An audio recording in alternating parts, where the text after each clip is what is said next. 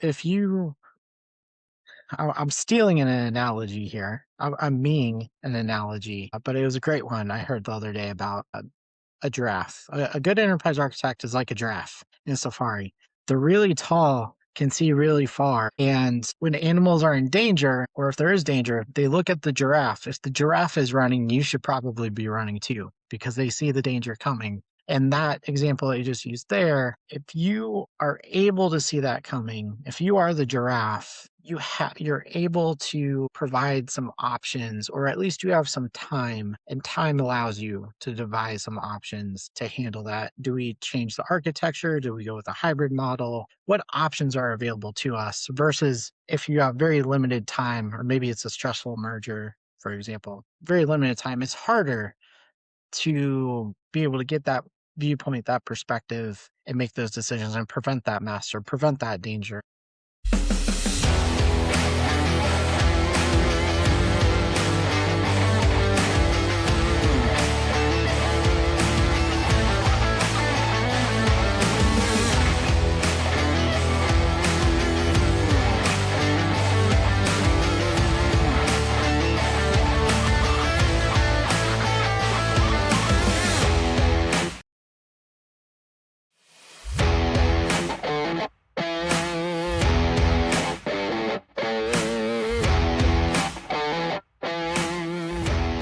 This week on the Wired Garage, we're taking a deep dive into the real work of an enterprise architect. So we'll unpack what the role actually looks like day to day, the responsibilities that don't show up in job descriptions, and how architects bridge business strategy with that messy reality of a complex system. Whether you're already in the role, aspiring to it, or really in our cases, have done this and work with others who are doing it today, this conversation will give you an honest look at the decisions, trade-offs, and relationships that make or break great architecture. Our perspective on this episode is that it's three people who have lived the enterprise architect role, stepped out of the formal title, and are still doing the work in different hats. Together, we're looking at EA less as a job description and more as a way of thinking that follows you into every leadership and solution space you touch.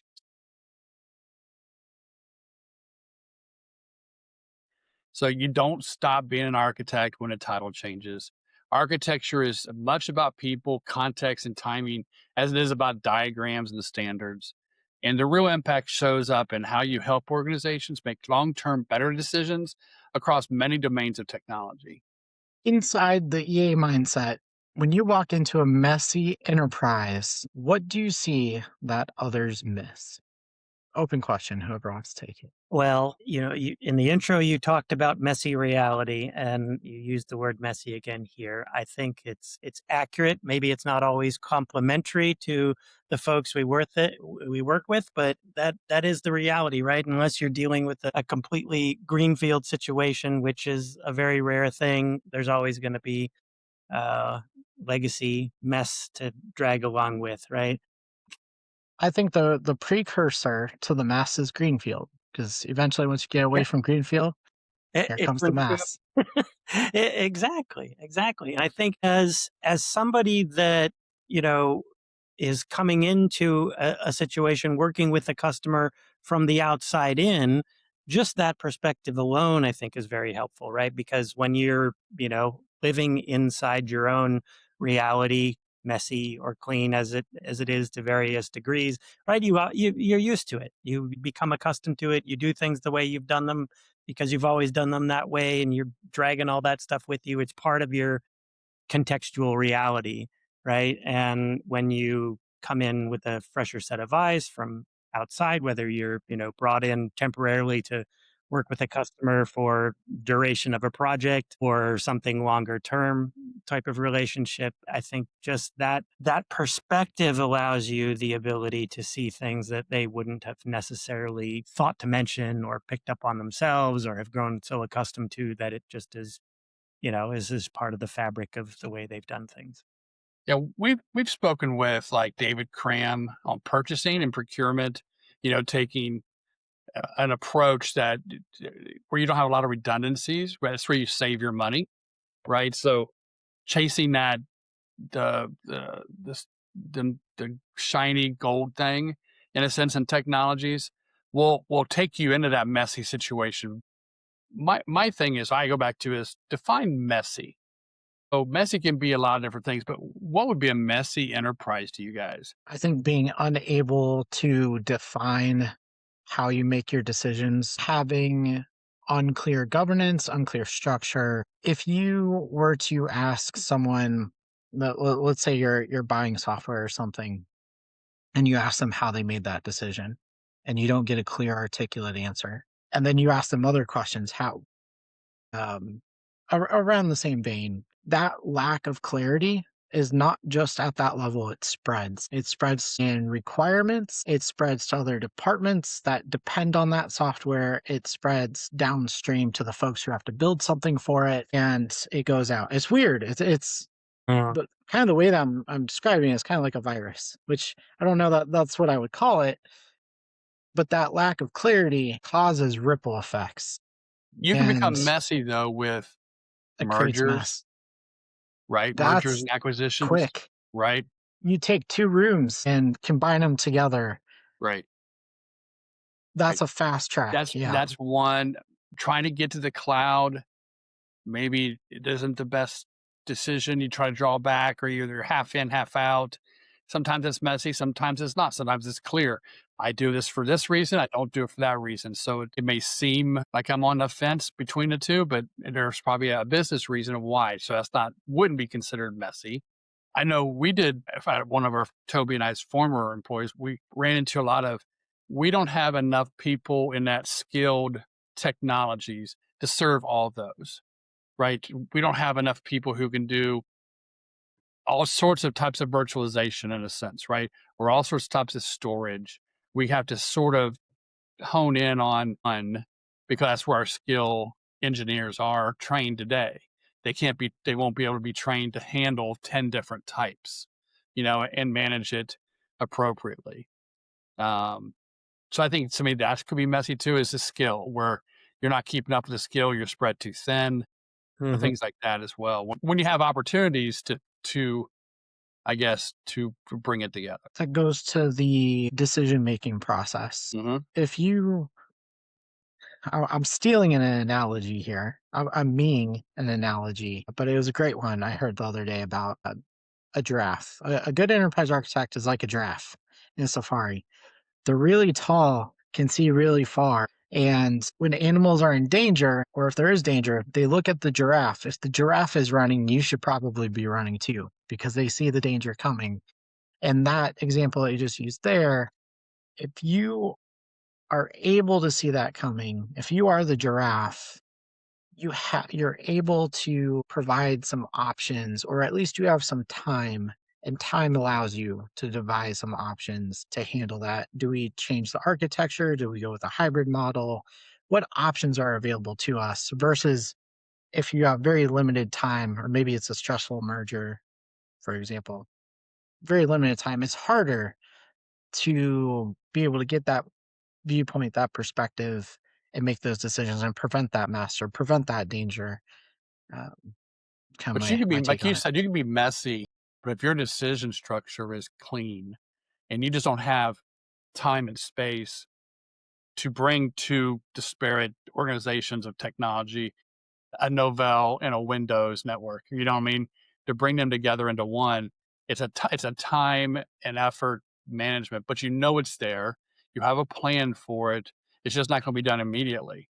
I think that's fine, right? It's that decision Mhm. structure, it's that plan structure. And the other reason that messy is security nowadays. If you're messy, if you don't know, if you can't handle and manage to the nth degree all your technologies, you're susceptible. And I think that's dangerous. I'll tell you what all these things make me think of, I think that people have the best of intentions most of the time, right? And the road to messy is paved with good intentions, right? It isn't like, somebody intentionally set out to create an impossible messy situation. It just happens, right? I mean, here's an example that probably resonate with the two of you and some of the listeners too, I would imagine. Think about like repositories of information, right? I think we've all been places where, there's Wiki A and that gets some some use. And then some other group, some splinter group say, that's not doing it for me. We're going to build our own thing over here.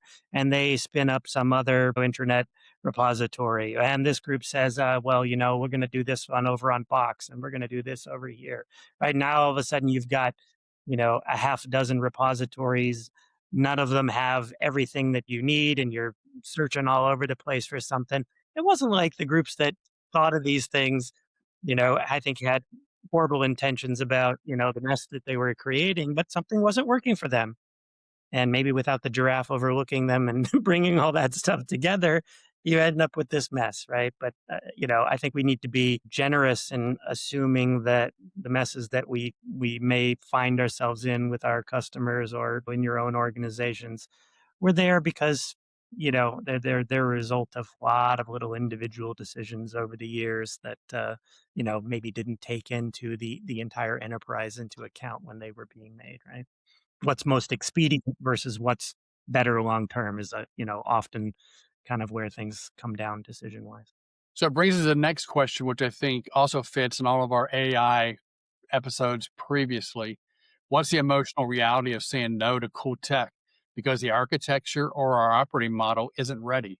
And lots of times, so you just brought up Mhm. repositories. When you have disparate repositories that aren't managed for quality, for reach, for delivery, your AI isn't going to work as it tries to go sift through all that information. You're going to get that kind of return. So I think that's, saying no to AI or saying no to a Gen AI help desk, repository support system because you don't have knowledge management maintained or orderly. To Yeah. me, there's a reason why you say no to that. But how do that's emotional when you say no to people who are saying, hey, this is what everybody's doing. This is where we got to be. If we And don't it do this, doesn't, we're behind. yeah, and it doesn't even have to be something as sexy as AI, right? A lot of times I think the cool tech can be something, a layer or two down from whatever the hot flavor of the month is. But the lift to go from where you are now, where the customer is now, to where they think they want to be, whether or not that's the right place or not, is might be too great, right? You can say, "Oh, I have this fantastic greenfield destination in mind," but look where I'm starting. What's your time frame? What's your driving factors to try to get off the platform you're on now onto some other platform, right? And is it going to be something that you can get done? Yeah, we see this all the time. This one, like you said, it's not just AI. We've seen this with like SaaS, Mhm. Azure. We've seen it with Nutanix, right? To move to Nutanix or not, or just different things like that. I mean, there's a lot of tech. There's a lot of technologies that cause that. I think it's just being clinical or as clinical as possible to lay out that foundation of if you can't, here's why, here's how you mitigate, and here's the prioritization of it. To your point, the flavor of the month, really popular. The other thing to balance that out with, besides that clinical path, is that alignment to priority of the business. And if it is a threat to the business, Hmm. yeah, to it's again be as clinical as possible. Is this something that we should be prioritizing because it is going to change things for us, or is it just the flavor of the month? Well, And then that's Yeah. the just being execution of clinical. the system architect, right? Is to say, business, what does the business need? Here are the technologies that are entering our arena. And it's not saying, no, we're not ready for it. It is, how are we going to get there? And enterprising that strategy or developing that strategy and plan to be able to convert, to bring it in and consume it so the business can take advantage of it. So that's the challenge for the architect is I'm not saying no, I'm saying how, and looking at it that way, I guess. I don't know. Yeah, I think that's right. A lot of times, if you're thinking about maybe as the architect, as somebody that is sitting, in some respects between the rest of IT that's got to build it and run it and the business that is demanding it, they're hearing from both sides. And I think something that has the tendency to happen is that folks inside the IT organization can make demands that are, coming at it from a product or a solution standpoint first, right? I need this tool to do this thing. Hmm. right? Rather than starting at the other end and saying, well, these tools exist for what? They exist to solve a problem, a business problem, right? So start with the business problem first. What's the challenge you're trying to solve?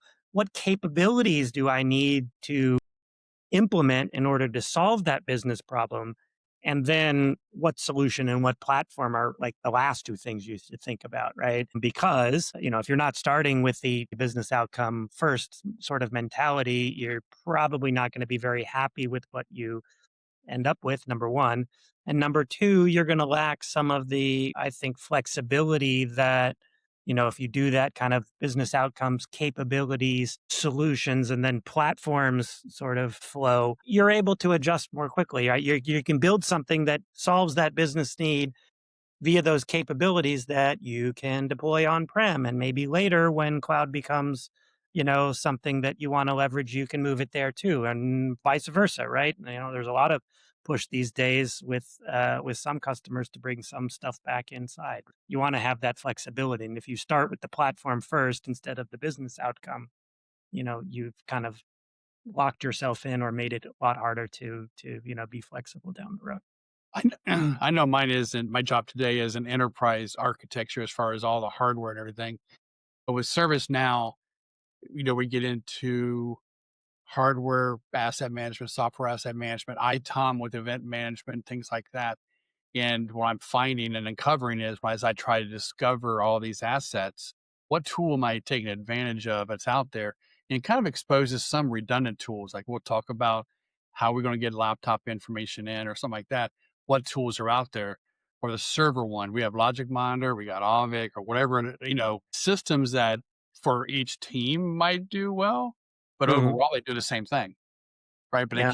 they came over the years through time or whatever.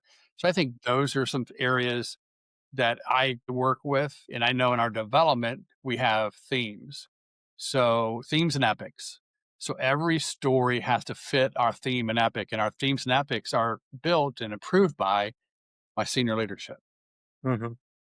So that allows me to every story we do, it's easy for me to go to the development team and say, "What epic does this fit in?" You know, if it doesn't fit in an epic, it goes into the idea portal, idea chamber, in a sense, and we find out where it does fit.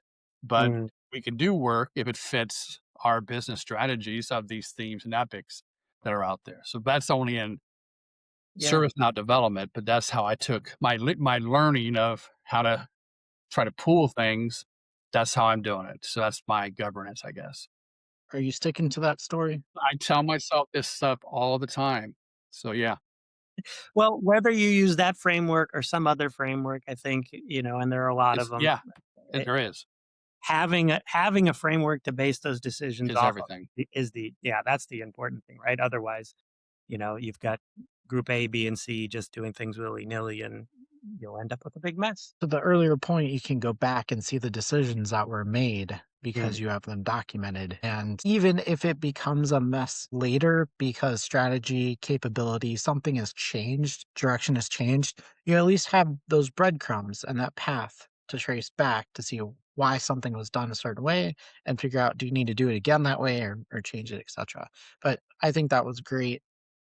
Aligning the outcomes and what you need to do, aligning to that first, and then finding what the right capability is, and then how you solution for that, I think is a great way to be really clinical about how you are solving these things.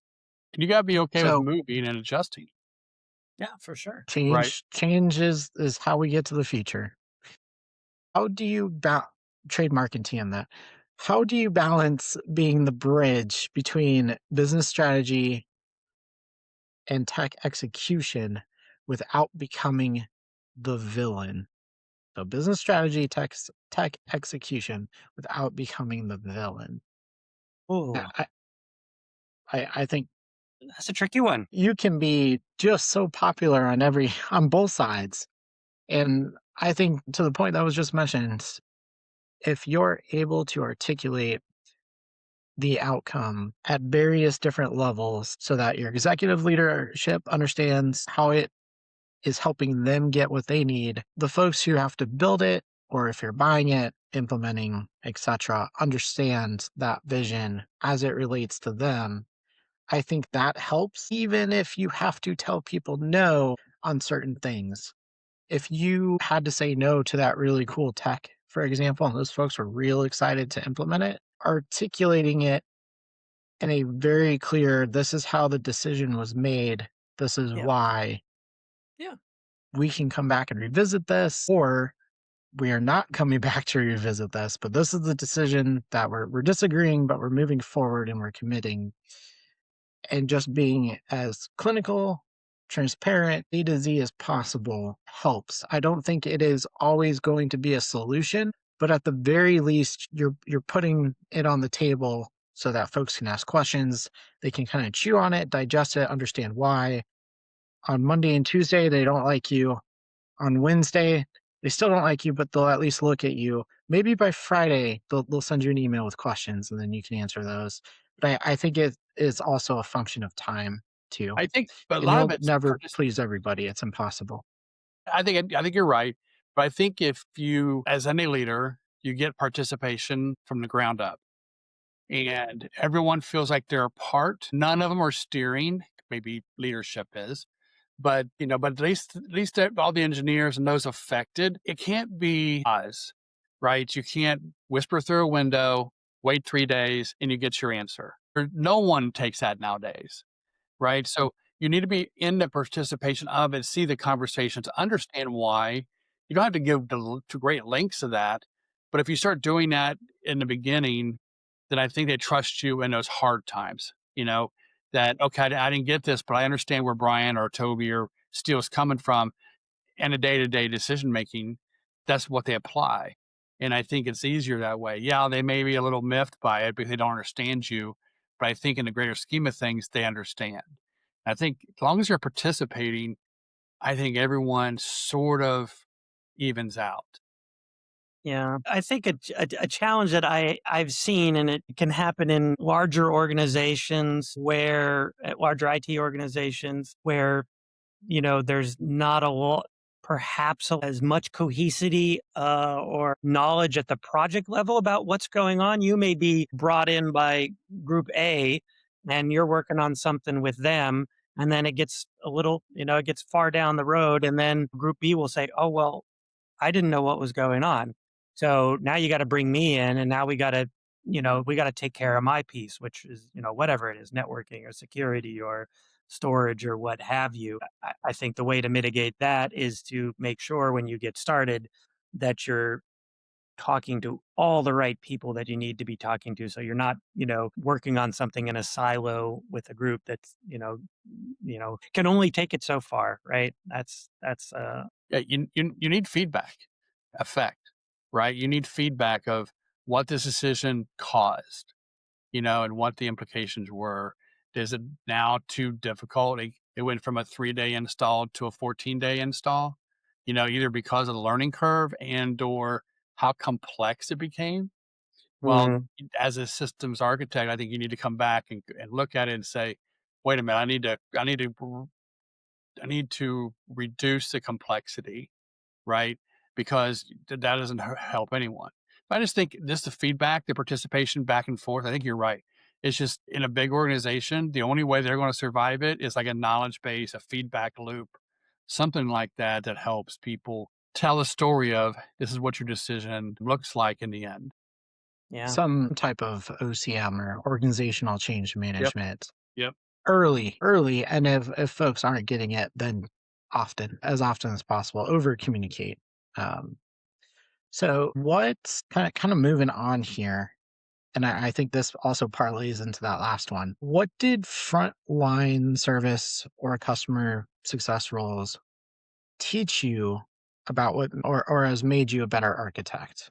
Kind of being on the front lines. Sure. That's a great question. I think and have thought for a long time that any role in IT, whether you're really frontline help desk sort of person or desktop support or you're a developer, you exist. You're there to do a job for a reason, and it isn't for technology's sake. You're there to support something that does a job for somebody else. right? You are the printer doesn't care if it's broken, the application doesn't care if it has an error, the server doesn't care if it crashes. The people that need those tools to do their job do. And I think that it's easy to lose sight of that, especially when you aren't face to face interacting with customers. You're the guy building building the application. Maybe you don't have the touch points with the customers that you should. So how do you fix that? I think it's important for the people that are in IT to understand what it is they're building and who it is they're building it for and why they're building it, right? Where I work, we have a program to bring our developers in front of our customers, right? They spend, all this time building these products, but we want to put them in front of the customers face to face so that they can hear firsthand, well, this is what it's like to use your product that you've been building, right? I'm having challenges with this. This works great. Wouldn't it be excellent if this thing was a little bit better? And the developers really get a lot from it. It's a two-way street, right? We try to set up these meetings, have these recurring touch points so they can hear firsthand how people are using the thing that they're building. And I think it's really important. The mindset of the developer is so much different than the user in the way they think and they really need to be more empathetic or at least understanding of that. And I think sitting in help desk, sitting in service desk is something that someone not only should do in their career, but probably should go back to periodically and watch and look and see how the users are reacting to it. Law firms, people would make fun of law firms because it took us forever to leave Word Perfect. And no, I had fun. the dark story of that though is Microsoft Word wasn't ready for law firms. When a document is your widget, a document is your business, and all the things that Word Perfect could do and has gained over that time, Word wasn't ready for that. And finally it did, or the tooling, third party tooling came in and helped to get there. But it took forever just because the effect on legal assistants and professionals and what they knew and how 6-minute increments of time is the world to them. Yeah. And when you make 18 more minutes to do a document that you did before, that's dramatic. And I I think that just learning that, what the floor is doing, how it's 5 clicks. Oh my gosh, I can't believe you have to do 5 clicks, but you go look, if I gotta do 5 clicks 100 times, that's something, that could be measurable. So I think help desk is something everyone should do and or go back to and listen to. Yeah, for sure. Okay, OG quiz. Who remembers what the function key is to reveal codes in WordPerfect? See, I couldn't. F11. I supported it for so long, but yeah, I couldn't go back there. Oh, you're That's absolutely right. You gotta get that frontline experience and get back to it, I think, as well. I mean, I guess empathy. that yeah, empathy exactly. One of my mentors, the first thing they taught me when I first got into law firms was how to be empathetic and listen to users and what you say is what you mean and what you do. And those things are just professional things. Those are just human things. And I think that helped me through my career, knowing those. So Absolutely. go ahead. Yeah, I don't have too much to add to that other than plus one to everything you both said there. You have to interface with the folks who are using your products, using your tools, understand pain points from their perspective. And it's real difficult, I'd say impossible to get that perspective unless you're them in their shoes. And so spending that time understanding how what you're doing is solving things or not solving things for them is crucial. And yeah, I agree. I think there should be some amount of time, even if you don't go back into the role, where you're at least reviewing and keeping some kind of touch point or pulse on how your customers are doing. It is crucial. And beyond, the last thing I'll say on this is beyond just how they are experiencing the technology that you may be, putting in front of them, whether you're the developer or you're the sales guy that sold them the thing.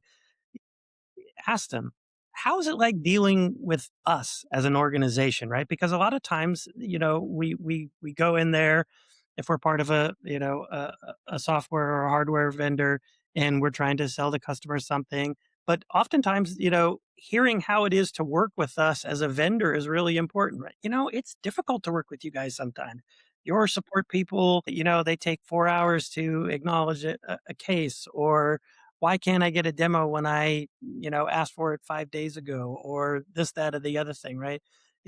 These aren't anything having to do with the technology you're selling them. It's how they are dealing with you as an organization, right? It's a customer service job, right? And can't forget that. Yeah, I think everything we do is in service to somebody, and it's just never forgetting who that somebody is. Amen. So, what's one belief that each of you have had firm in your mindset that's probably changed or evolved in the last 5 years? Just to think about that one. I'm sure there's many 5 years. That's 2021. Yeah.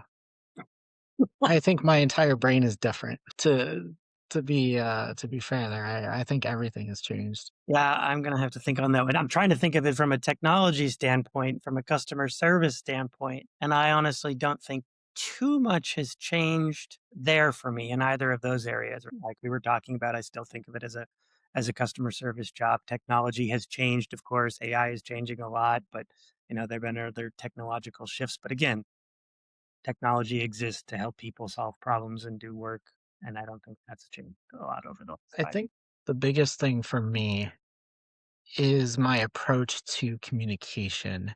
Mhm. We talked about empathy previously, and I think there is empathy in communication that is really difficult to do, that really good storytellers seem very masterful at. Simon, I Cynic? fail on his last name, Sinek, direct to the point is at that level is able to essentially bring everybody along for the ride.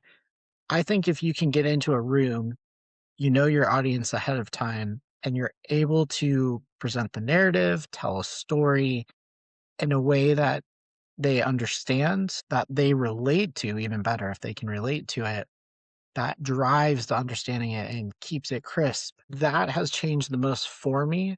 And that is also something that I've been purposefully practicing and focusing on in my interactions with leaders, with customers, with folks at all different levels. I've found that it does not really matter how much you've researched, how much you know. You could have the right answer to absolutely everything, but if nobody understands you, if they can't understand it the way they need to understand it, you could lose them. You won't get the right decision. Could take longer to make a decision. There's nuance in that, and just working on that has been an exhausting exercise that I is taking years.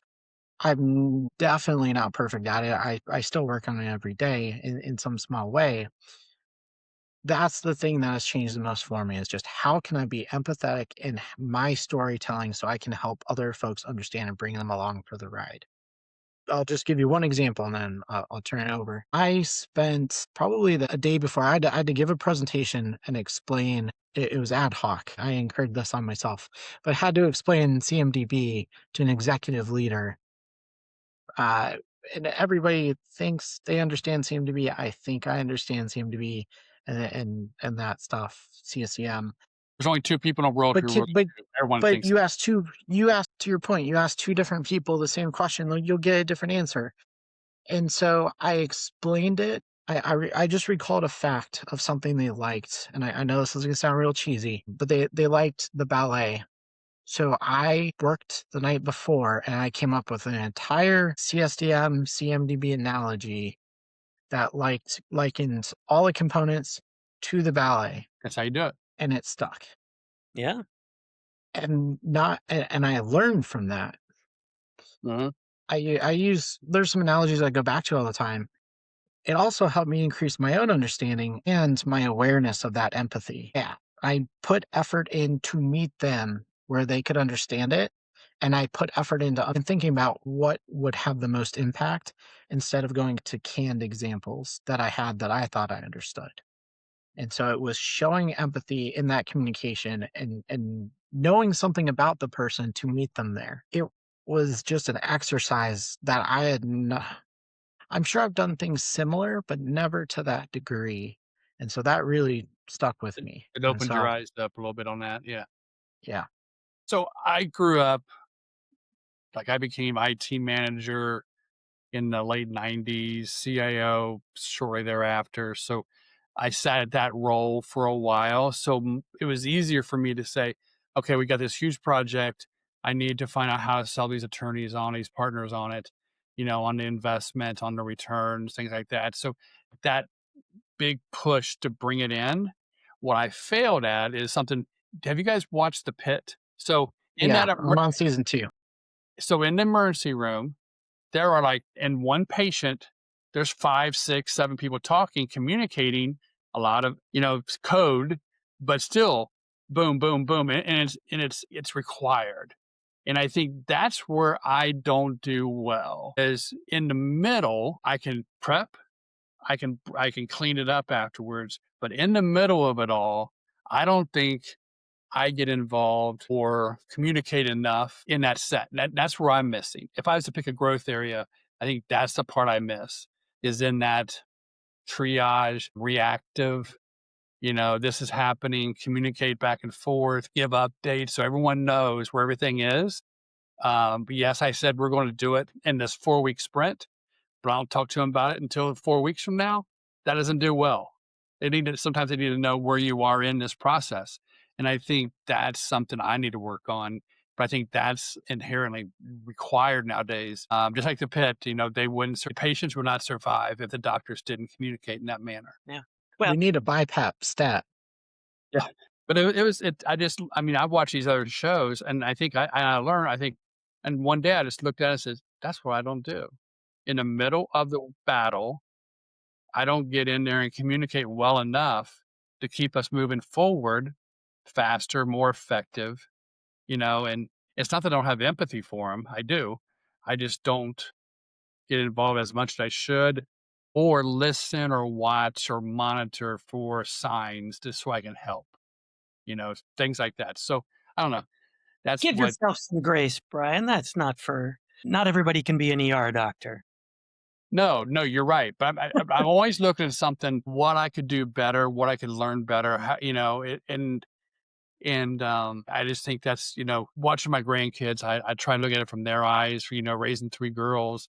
I had to learn how 3 girls in the household with my wife and the dog is also female. I'm the only guy in the house. Just the life changes there. It changes you, but you look at things differently at work too. I learned how to communicate better. I learned how to be more empathetic, understanding, try to watch my tone, try to watch my facial expressions. I think we did one and Steele was telling me, you look mad. Why, smile a little bit, it's my resting bitch face, whatever it is, and then I still tell people I really don't like people much. If someone, oh my gosh, I can't believe you don't like people. Well, I know I need to communicate with them and I know I value them, but people more than not have disappointed me or failed, so I have this negative feeling, but I still know every day it takes other people with me. It takes a team to be successful. So anyway, get off that. For So folks who are listening to this, Brian is the most biggest people person you've ever seen. You will find a random person at a bar and they'll be best friends. It's so weird to hear. But I think to your point, it takes practice, it takes concerted effort. And we're always practicing, we're always getting better. Nobody is word perfect. It's just muscles that we have to keep working on. And it changes too. What works today for communication and resonates might be different. Folks are moving away from email and going into Slack. Drives me crazy sometimes. That always instant on. Folks expect that communication channel as one of the channels. So it's just practicing that muscle, practicing empathy in everything that you do. yeah, I think as a system enterprise architect, to me the theme is yes, you can set the architecture in place, but you can't then just say there it is. Now use it. You have to be involved every day to ensure it's working and it changes. I think that's what our theme is, right? Is the architect isn't it's not even the right term. It's a solutionist, an enterprise solutionist, right? Because an architect to me does the blueprints, waits for feedback to make the adjustments, but doesn't really get involved. He doesn't know how the house is wired. He just knows where the plates go. So an architect, to some degree, isn't the right term for what we're trying to roll this as. I think it's more of a solutionist. It's the enterprise solutionist, I guess. I maybe not. Maybe I'm wrong. One of my I count him as one of my mentors. He doesn't know, but they said that as an architect, your job is people, and I think that's so true. Hmm. And that goes back into the empathy, into the communication, helping folks understand, bring them along for the ride, agree, disagree, be clinical, and not to appear to be the villain, but it's, I think it is people first and foremost. Can't be Oz. Having that ability to communicate, share the vision, share the architecture. Because to your point, if you could just have an architecture out there and you didn't have to, well, so many things would just work. But that's not the world we live in. Right. It's the All right, reality. Toby, thanks for pulling back the curtain on with us and what it really means to live as an enterprise architect. Not just frameworks, diagrams, but the trade-offs, the scars, the wins, and the easy to miss from that are easy to miss from the outside. If you're listening and you're in this role, I hope you've heard a little bit of your own story here. And if you're aspiring to it, I hope this gave you a clearer, more honest picture of the road ahead and didn't scare you off. It's an amazing role. I think it's a rewarding role, but you have to bring a lot of pieces together, and it's challenging. As always, if this episode resonated with you, share it with someone who's in the thick of these decisions every day, and we'll catch you next time. Cheers. Thank you.